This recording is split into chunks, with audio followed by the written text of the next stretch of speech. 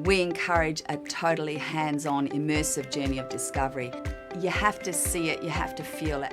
When people come to visit, we try and encourage them to explore, and we invite them into my world of glass because the diversity of my practice gives them a real insight into what's possible with glass. I'm a kiln former. A lot of people are very familiar with blown glass. However, I work with a kiln. I'm inspired every day. I love the ocean, I love the environment, and you just can't help but be inspired by the natural beauty. To be able to transform that into a tangible form that's a finished product that people can wear and look at and take away a little bit of Esperance. If you're planning to come to Esperance, just do it. Get out there and get inspired by what inspires me.